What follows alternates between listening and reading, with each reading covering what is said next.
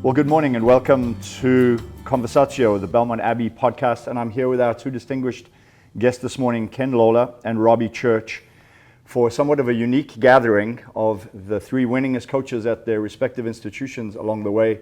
I probably don't even deserve to be in the same room as these guys. They're absolute legends in the college game.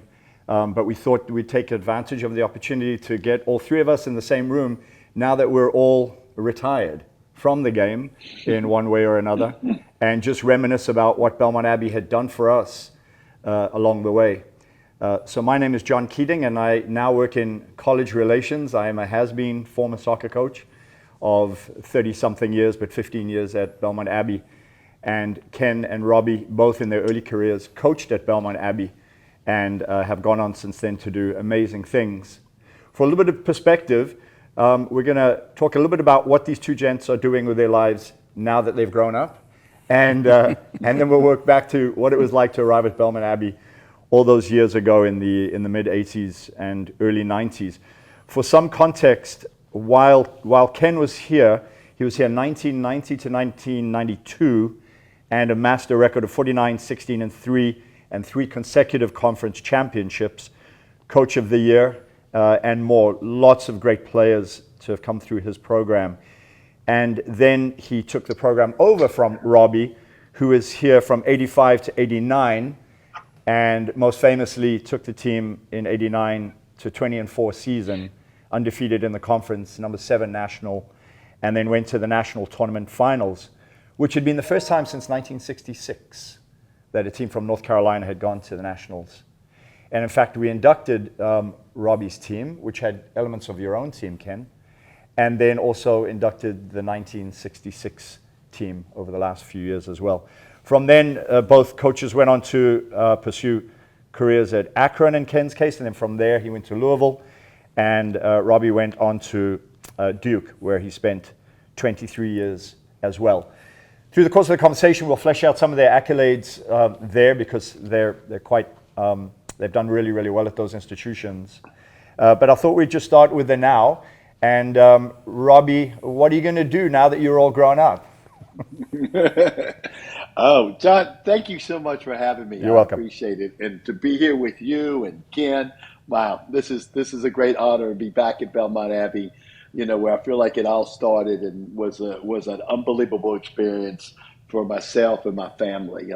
So yeah, I don't know if I've all grown up. I think I've kind of gone backwards. I just got back from Asheville, North Carolina, playing in a Asheville Beer Classic, a 7-a-side over 65 team. Go on. So we played 4 games. I played 2 games on Saturday. Now they're shortened games. They're 50-minute games.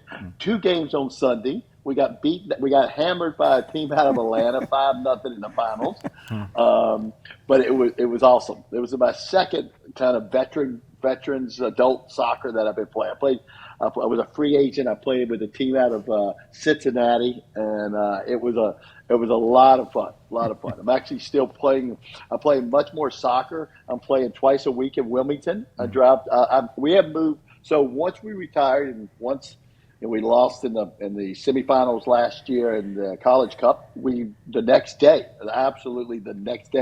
we moved to the beach. We moved to Oak Island, North Carolina, which is basically halfway in between Wilmington and Myrtle Beach on the North Carolina shore. We had a house. We had a condo down here for 8 years, and we had a house for 2 years, and Linda and I moved into the house, which has been awesome. We play a ton of pickleball. We both play pickleball, and we both have really good friends. We play probably 3 days a week of pickleball. 2 days a week go into Wilmington and play soccer, and I've actually even started to hit a golf ball at least once or twice a week, and not very good. I'm still in the woods with the golf ball, but doing that. And so, yeah, it's been fantastic, been able to keep up with the game. Ken and I were just chatting about that, be able to keep up the game, following Duke. They're having a phenomenal season. Karen Hall, who took my place, was my assistant, has just done a phenomenal job. So it's I missed the game now that the competition has started, but I still feel like I did the right decision. It was just time. I spent 43 years in the game, and I was very blessed.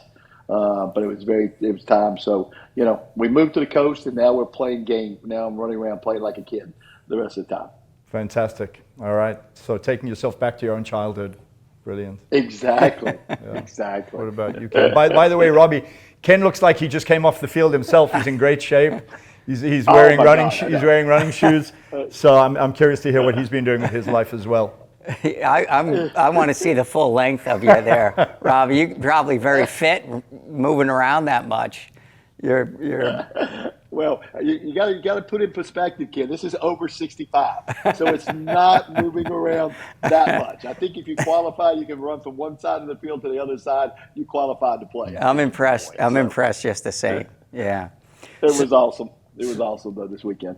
So we, for Tina and I, first and foremost, we're partnering in young adult pastors at our church at Evangel World Prayer Center.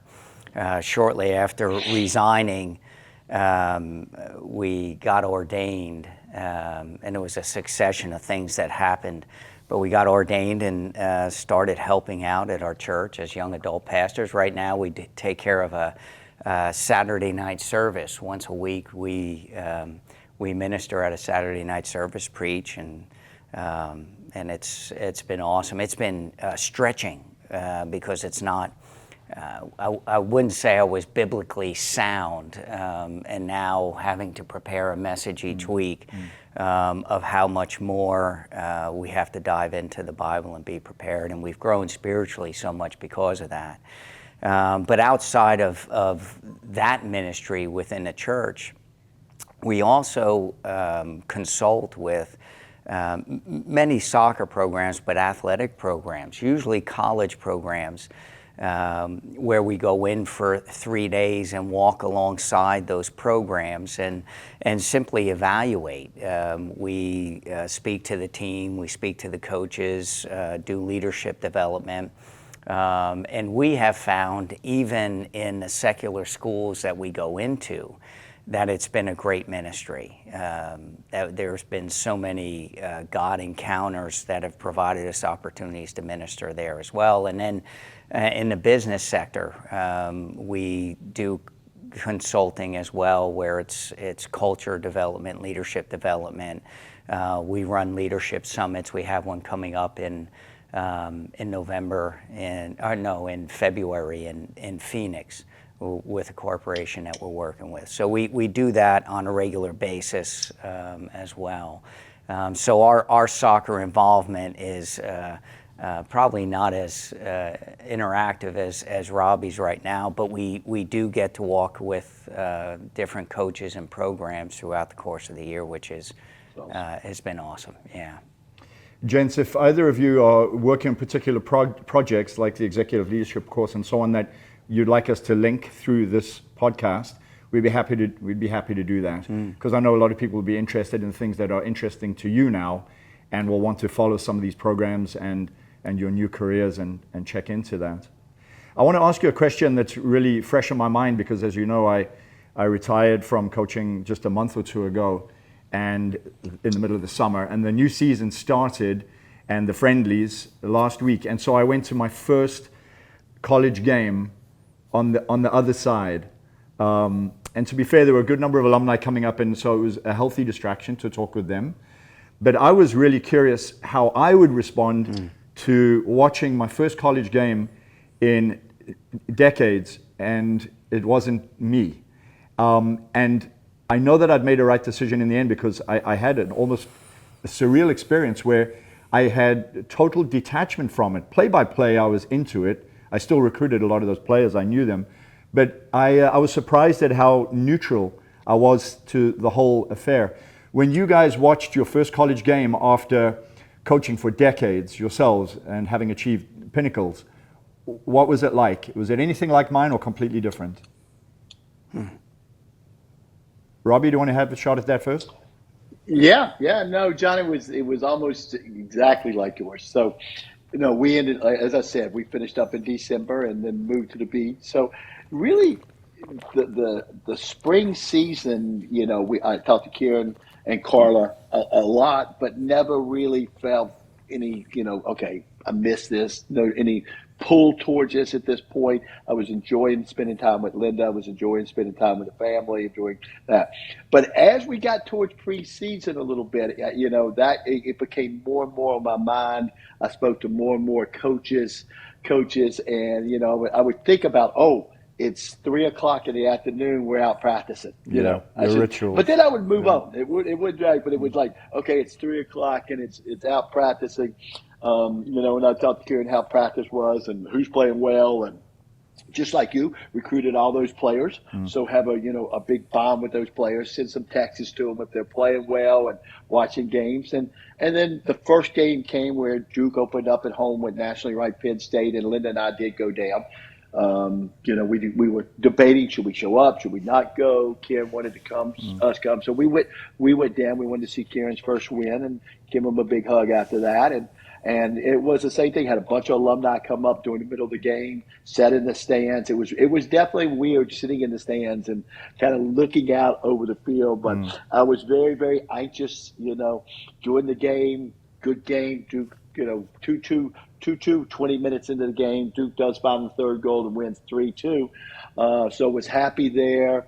Happy with Kieran. Went in the office, talked to Kieran and Carla for a little while afterwards. But then it was time to go. And, once we left, we spent the night at a hotel in Durham afterwards. But once I pulled out down Whitford Drive, it was like, that's great. Didn't feel the real pull that like, oh no, did I make a real mistake here? Yeah. Just felt like I did the right thing. It was just, as I said earlier, it was just time for me. But and now, so that was the first game. Now we're about 5 games into the season, 4 or 5 games into the season. It has become much easier watching. But it's not an easy thing to watch them. I'm over here yelling at the television. They're playing Arkansas the other day, and they're missing chances, and I'm yelling at the television, and maybe telling Kieran, put somebody else in, this thing, and nobody's hearing me but the dogs and Linda. They're like, my gosh, you got to calm down. So it's, but it's I think very similar in yours, John. There was a pull, but then I completely was like, okay, let's go back to the beach. I'm ready to go.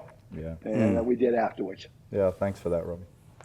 Yeah, I was a little bit more conflicted, and I didn't have quite the experience that both of you had, and it sounds like both of you were very intentional about the resigning. For me, 3 years prior, I don't know if I told either one of you this story, but 3 years prior, I was in the backyard kicking the ball around with my youngest son. I was there, but not really there. And I clearly heard the Lord tell me in 3 years I need to lay it down.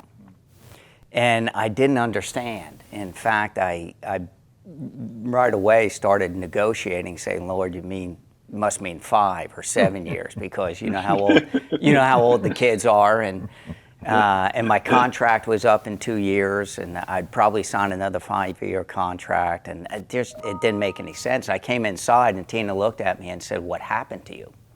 Because I was wearing it on me, not understanding, and for 3 years I battled it because I didn't completely understand it. But it was amazing how the Lord lined up some things in our lives in the athletic department. And 3 years later, we walked into the athletic director's office, and we wrote our own press release, and we said we were resigning because we were following the promptings of God.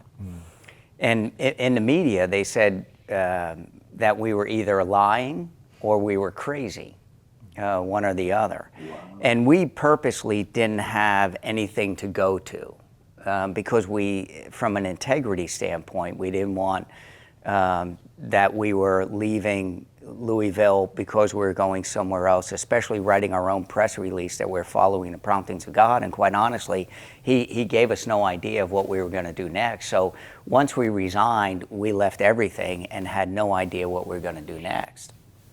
And this was the conflicting part, was like, I was like, Lord, okay, what's next? And my identity was so wrapped up in being a soccer coach, I had no idea, struggling with it. My oldest son actually spoke into me when it was a really tough moment after that, because I didn't understand. But then slowly, people started calling and saying, hey, would you come in and help? We young coach needing some direction, would you come in and provide some direction, some experience? And there are so many people that are elevated into a leadership position without understanding what leadership is. And in the coaching world, especially young coaches are thrust into that. So we started slowly moving in that direction, as well as within our church as young adult pastors. So watching, like in the beginning, I was a little bit upset because I never once got a call to coach. I didn't get a single call from a recreation, and I was wondering, man, oh man, but it was God's protection. And so watching college soccer after leaving, I was still a little bit conflicted in it, wow, I left it, and, was there a part of it that, I still, maybe there was more in me, but yet so obedient to what the Lord was saying that I knew I was doing the right thing. So the one thing I did do was purposely stay away from John Michael, who was my assistant. I didn't get too close. You being at a distance helps, Robbie, I think, in the separation. Yes. Yep. So that there's, for Kieran, there's a clear indication, of who's leading right now.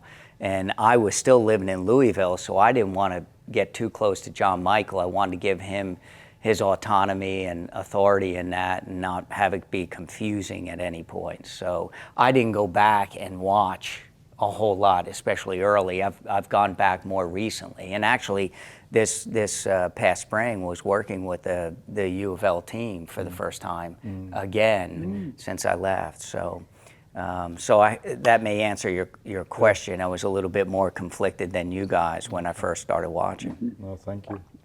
I want to thank Ken as well. He was the first person to call on the day once the announcement of my own retirement or resignation went out. You picked up the phone straight away, and I want to thank you for that. And I asked Ken at that time what advice he had, because it was uncharted territory for me. Like Ken said, my identity was wrapped up in coaching as well. Who am I now? Even my kids accuse me of coaching when I go home. Dad, Ken, you dropped the coach. And Ken did say, stay away. And I have done that for the most part, and I think it's sage advice.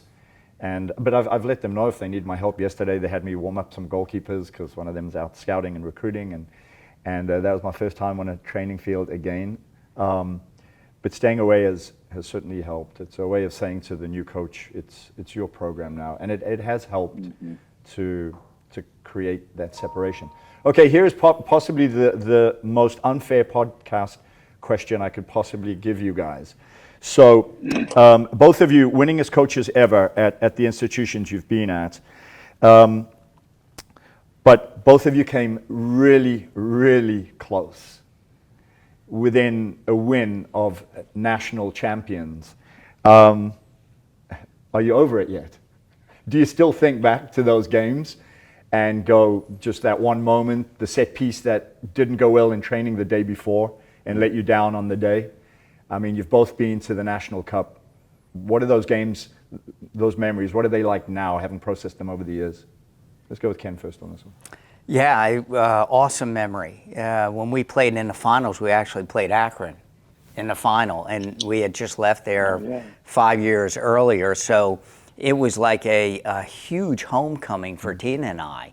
Our families were there. The new family at the University of Louisville was there, and our old family, all the administration, and was there at the University of Akron. So, so it was incredible, and it was a wonderful experience, and I would have loved to have won the final game, but that whole season was an incredible journey that we were on. We were undefeated up until the final game. And yet looking back on the career, I was very driven, especially early on, to win a national championship. But looking back, and especially where I am right now, I understand now that soccer was just a vehicle we used, and I say we, Tina was very much a part of it, that we used to help develop young men to reach their potential. And we did that best by pursuing massive goals and like winning a national championship. And it drove us to be better. It drove us to have to grow and change and become the people that could potentially win a national championship. So when I look back now, the pursuit of the national championship was so important because what it made of us and the players that we developed. So I'm fulfilled by the relationships we developed and seeing what a lot of the players that we worked with, what they're doing right now and who they are. So as far as a career goes, not winning a national championship, I'm very much over it. Yeah. Okay. Very much over it. Robbie, how about you? Because you had two cracks at the nut. Yeah. Yeah, no, I think Ken does very well said. I think as a coach, you have lofty goals. There's nobody that has more invested than you as a team, and nobody can say, hey, you got to do a better job. You always drive yourself to the best job. At national championships, at places like when I was on the men's side at Belmont Abbey and Duke and Lynn University, a College of Boca Raton, which we played in a finals there on the men's side, and then obviously at Duke is the ultimate goal. We played in 4 college cups, two finals. We came up short. I guess we're the Buffalo Bills of the women's college games. We're playing in the finals, but it was the relationships. Looking back at it now, and after the games there was sadness for a while, but it moved quickly because each of those years were so special. You were so blessed to be with those players, with the staff, with the support staff, with everybody. Those years were just so special. And they all are very, very special in your memories and stuff too. And I was blessed to have those 4 years, and they generated an unbelievable amount of joy during those years, an unbelievable amount of they gave us so much, gave me more than I gave them. I guarantee you, during the course of those years. Sure, would have loved to won at least one of those national championships, but I am at peace with myself for sure. I felt like the staff, did the best job that we possibly could during the year. I felt like the players did the best job that they could. As you said earlier, John, one of them was a set piece. One of them was kind of a bad bounce that got cleared to a player who finished it with it too. So you do need a little bit of luck. You do need a little bit of luck in those games, but I'm like Ken. I am over it. Definitely something that I don't think about. I do think about those years, and I do think about the memories. I do think about the special times with the players and the relationship with the players, and feel very blessed to be able to play in 4 college cups and on the men's side 1 national NAIA national championship game. So I like that. So over it and peace. And peace. And yeah. peace, yeah. I've been looking back over my own record, which is not actually stellar. I think I'm only the winningest coach here because I've been here so long. You know what I mean? It's more of a tribute to longevity than success. But the thing that burns me the most are the ties. And sometimes you tie a game and it feels like a win because you were really the underdog and you probably didn't deserve to get, but you did. But for me, it's the ties where we should have been the winner and the tie felt like a loss. And those are the ones and it turns out I have dozens and dozens and dozens. Okay, I want to talk about Belmont Abbey now. So tell me about what we're working to is when you arrived, but tell me first what it was like when you left the Abbey, why you left the Abbey for those other opportunities, or how those transpired, because you'd both had very, very successful runs here.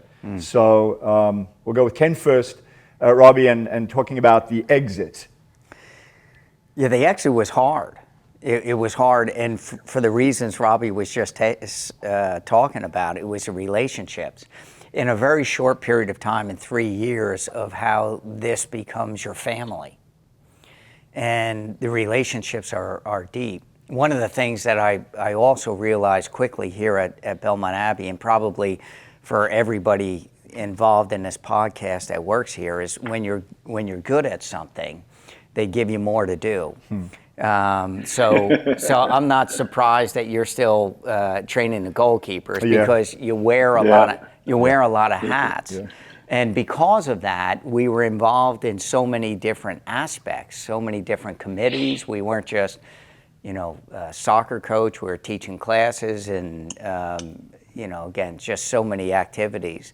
But we became very close. And I remember it was a special moment when we left, because I remember having to have those tough conversations. But it was, for career-wise, an opportunity of going to a Division I school. It was back where Tina grew up, and all of it made sense for us, and the timing was incredible of when it happened. But it was hard. It was a difficult leaving, because, again, it was like leaving family. Robbie, you? What was it like leaving? Did you get headhunted, or did you go looking? How did you exit? Yeah, no. Well, first of all, I got to echo what Ken said again. It was really, really hard to leave Belmont Abbey. I think of all the places that I left, and I left some really good schools, Belmont Abbey was the toughest ones because of relationships and the people that were there. I mean, Mike Reedy was my mentor. There's no question about Mike. Mike mentored me my 5 years that I was there. Was an absolutely great human being, great coach himself, but had great insights anytime I had a problem with different things. And because I was very young at Belmont Abbey. I've only been coaching 2 to 3 years. Before I got there, I would go to Mike. Eddie Payne, the great Eddie Payne basketball coach, hired me there, and was a real Kevin Eastman, who had an unbelievable year in basketball coaches, in the NBA as a coach too. Dick Cook, who coached baseball when they brought baseball back, and then of course Father Chris and Brother Paul. I mean, they were all family. Both of our children were born in Gastonia. Both of them were born during the time we were at Belmont Abbey. So, and it was our first real job there. I was assistant at other places, first head coaching job, and then it's the first house that we bought. We lived in Belmont, and it was the first house we bought. So there was so many memories, from relationship with players, relationship with staff, family members with Linda and myself, kids being born in that area. So it is a unbelievable special place. We went and stayed a similar path, but we went to a powerhouse NAIA move in what was College of Boca Raton at the time, which is now Lynn University, that was producing national championships. And, I think towards, as Ken said earlier, I taught classes there. I was assistant athletic director there. There was a lot of hats you wore. This kind of gave you a chance to be a soccer coach going to this move, just concentrating on soccer, which was unbelievable. Here I am, and I can just spend time on soccer, not other things. But it's part of life, and you make decisions. I'm not sure it was we didn't stay long, and I'm not sure it was the best decision that we made leaving at that time, but it was a good decision. It made us grow as a family, took us out of our comfort zone, because we're always from, both Linda and I are both from North Carolina, took us out of our comfort zone. But it was very, very difficult to leave Belmont Abbey. As I said, again, it was probably the most, leaving some great places, but Belmont Abbey was the hardest one to leave. And of course, making your move a bit more radical than most others, you also moved from the men's game into the women's game, which was I can't imagine myself doing that. When I came back. Again, then we came back into North Carolina. I was still coaching the men's side at College of Boca Raton, and we ended up playing the NAIA National Finals. But then we came back to North Carolina. We missed the state, we missed our family, and I got involved at Charlotte Country Day School, and that's where I really started to coach. I coached the men, the boys in the fall, and the girls in the spring until UNC Charlotte started their program. Yeah, I got it. So we've all spent time. I currently live in Gastonia, and it sounds like you guys got apartments or first houses in Gastonia as well. Yep. So there's a beautiful trend running through this. When I left Omaha to come down here, It was quite providential. I'd been working on for an organization up there called the Catholic Defense League of Nebraska, and was working to defend the civil rights and religious rights of Catholics in the state of Nebraska against anti-Catholicism and so on and so on. Working with the bishop, but also director of coaching, executive director of mega clubs. And I came across this little college in North Carolina that was under assault somewhat by secular government entities, and were kind of fighting for their independence and their freedom and their Christian bedrock. And it was in that exchange with Bill Thierfelder that I said to him, we're watching from up here, stay the course, fight the good fight. And that was it. And then about 9 months later, the position opened, and a friend of mine, who's now the women's assistant, Mike Lynch, said, this Belmont Abbey College, you should apply for it. And I didn't. I didn't even bother until, I think it was December 20th, and it was like 5:01. And I looked up, and it turned out that the deadline was 5 p.m. that day. And I went down, and it was in the basement office, and something compelled me to write to Dr. Thierfelder and say, pretty much, if you're looking for a Christian man, a coach who happens to be a Christian man, I'm not your guy, plenty of. But if you're looking for a Christian man who happens to be a soccer coach, then I could be your guy. And I got a call actually the next morning at 10 a.m. from Rita, God rest her soul. And I knew when I heard that southern accent that the job was mine. Took a pay cut, and I knew on the visit that it was mine, and I knew on the second visit when Tony came down with me that it was mine. And just the Holy Spirit had said, no, this is where you will be. Just, take orders. And there was a certain joy and peace that came with that. Saying goodbye to the Omaha folks was tough. But that's how we landed here 15 years ago, out of obedience, really. So that's my kind of, far longer than I needed to, story about how I got here. But I wanted to kind of hear your inspirational beginnings at the Abbey, how you came, what it was like when you first arrived, how you got here. Which one of you wants to go first? Well, Robbie taking the job down at Boca Raton provided me the opportunity. It really gave me the start. It was my first head coaching job. I was an assistant for a blink of an eye, a volunteer assistant at Duke for a little bit. But when Robbie left, not only in him leaving, but our past experience. Robbie was a volunteer coach when I was playing at Duke, and that's how I first come to know him and stayed in contact with him. And then so you guys had history before the transition. Yeah. Wonderful. Yeah. Yeah. Yeah. And really, in a lot of ways, it was Robbie's recommendation of me, because other than a really brief moment of being an assistant coach at Duke, had no experience. So it was Robbie's faith in me that him recommending. I know there were probably other people also interested, but that provided me the opportunity. So I was tremendously grateful. But again, very new going into it, first head coaching job of thinking arrogantly, naively, oh, I know the game, I've played at a high level, I should be able to coach. And you find out pretty quickly it's not the same. And grateful for reaching out to Robbie while I was here in the beginning, and some of the guidance and mentorship he's provided. But also, one of the things I wasn't prepared for so much, although Robbie told me this going in, was as a head coach, you were lining the field, cutting the grass, washing the uniforms, making the sandwiches, driving the vans, and then, oh, by the way, you're also on a bunch of committees, and you're teaching a course as well. So all of that, and whenever I get a chance to speak to other coaches right now, I so affectionately speak of that experience, that it was such a good experience, that it provided complete ownership in everything. That once I got to the University of Louisville, I made sure the person that was washing the uniforms, I told him how much I appreciated him. I made sure that the guy that was cutting the grass, I brought some jerseys out to and told him how much I appreciated, because I understood, because of that first experience, of everything it takes to make a program run. So Forever grateful, again, for Robbie and his confidence in me and faith of being able to do it with really no experience, and the Abbey as well.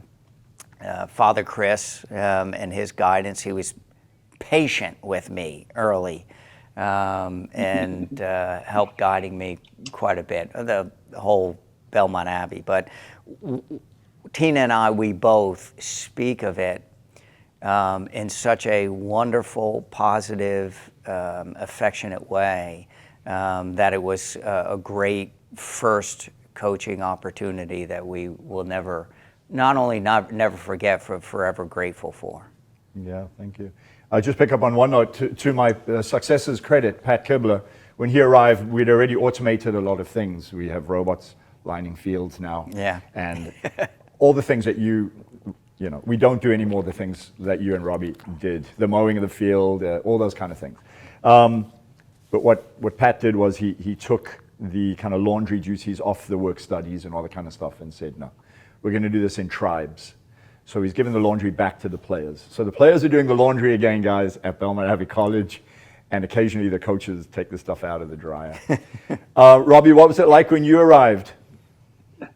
Oh, just listening to Ken talk about it, it's like, how did we do all those things? I mean, how did we possibly make it happen in one day? There's only 24 hours in a day. How did everything happen? And it was, but no question, it set a foundation for my career, and I wouldn't change anything else. And, obviously we got paid, but it wasn't a lot of money. And we somehow got through that. We all got through that. But I would absolutely not change anything else. And, I think it's much better too that somebody else is doing laundry, because our best team in that last team in '89 and went to the finals. We had some brand new, beautiful Puma uniforms that were red. We know what you're going to say. And white sleeves. Yeah. Well, they quickly turned, once I washed them, to red top and pink sleeves. And we couldn't throw them away and buy another set of uniforms. Yeah. So boys, you are playing in these red tops and these pink sleeves this year. And said, you better be good. You better be really good this year. And we've burned through a few uniforms. They were that last year. So it was a process. It was there was some low points at Belmont Abbey soccer. I think at that at certain points, and slowly but surely we were able to build the program up. Again, it's such a great place. It's we just got people on campus. Let them meet Father Chris, Brother Paul. Let them meet people on campus. They saw the true relationships that were going to happen, and they saw the vision that we wanted to do. I had an Astro van that I drove from Charlotte or drove from Gastonia to New Jersey, and slept in the van. All the time. We, recruiting wasn't. Only until I got to Vanderbilt to do any flying and recruiting. Recruiting was driving my Astro van all the way up Interstate 85 and 95 up through New Jersey and recruiting play. But so many people had heard, especially in the Northeast, had heard of Belmont Abbey, and they wanted to come down to Belmont Abbey with the Catholic religion. Just really drew them to. And then once they got on campus, they saw how special campus was. So, it was fun. I wouldn't change anything that I did during that time. I'm glad I had all those duties. I don't know how we got it done, but I'm glad we had all those duties, because I think it really shaped for myself, for me, for the future. Thank you, Robbie. Well, we'll start to draw this down a little bit, and I think a nice way to finish would be to talk about some of your favorite rituals, because rituals have a way of being perpetuated over time. A good program has good rituals, and rituals ultimately, I think, meant to enhance the culture beyond one particular coach. And it's really important that you have these succession plans.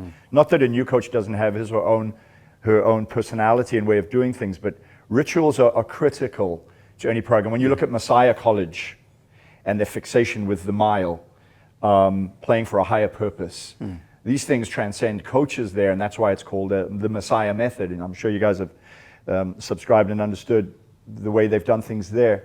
In our particular case, And most rituals are stolen, let's be honest. Yeah, Soccer for coaches sure. are the greatest thieves on the planet.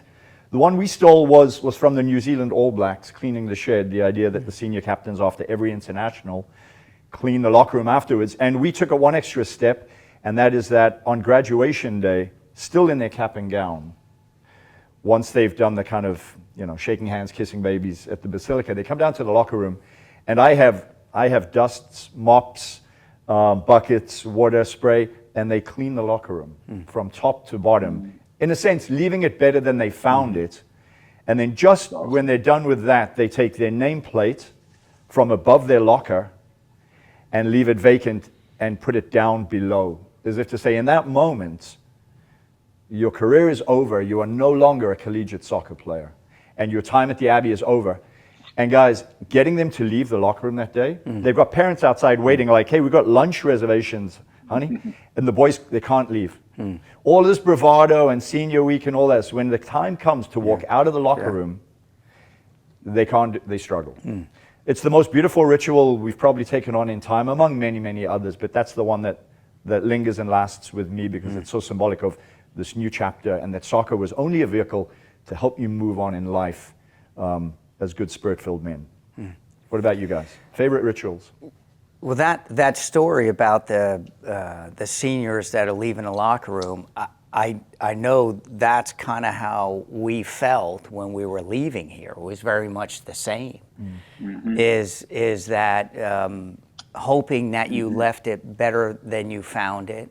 That was the expectation, but also not wanting to leave because of the relationships and the memories and all the people you came in contact with. And that relationships are a big reason why for us, we developed at the University of Louisville, at the beginning of every day, we were blessed to have a classroom we'd meet in a locker room that was not too far from there. And every morning they would come from the locker room and we would line the hall going in with all the staff, and they would have to have contact, high five, hug, whatever it was, every single day before we started anything. And the solidifying of relationships where there is contact and you cannot hide from it. There is going to be contact every day where you're bringing yourself for the good of the group. We started that at the University of Louisville, and it was powerful. It was, and it was also important for me as a coach because I knew coming in if somebody was struggling on a day, I knew right away. And before he left going out, I'd grab him and say, hey, listen, what's going on? Because I could see you wearing it. The only other ritual that worth noting is we developed milestones. And we would put, obviously, goals at the beginning of the year. We'd have goals. But what we found was waiting to November, December to check that off and reaching it was many times too far of a distance in between. So we started developing milestones, and we'd post a milestone in our locker room. And every time we got the opportunity to move it, that we achieved the milestone, we had one of the players that was most significant in achieving it actually take it physically that was in our locker room and move it to our history room. Interesting. And man, oh man, what a celebration it was. Yeah. What a moment it was that it gave us during the journey opportunities to celebrate our movement towards where we were heading. And it didn't wait until November or December to make that happen. And as soon as we moved one, boom, another one went up. Yeah. And we knew what we were heading towards and working towards. But those moments of moving milestones in the locker room, even on away trips, we would come back and do it in the locker room before we'd move it. Were so powerful. I like it. It's almost subscribes to the idea of atomic habits. Break down where you're going into bite-sized pieces, knock it out one thing at a time. Yeah, beautiful. Robbie, yourself, rituals? Yeah, as I went on as a coach, we developed a lot of different rituals at other schools and other places too. Young there at Belmont, but there was a couple at Belmont Abbey that I think were, and the biggest one was, and it wasn't the same way. Now, Ken and I had discussed that ritual with him, but we celebrated winning. That was one of the things that we celebrated. We took time. We took time. If sometimes it was after the game, sometimes it was before the next training with it too. Even back then, it's hard to win.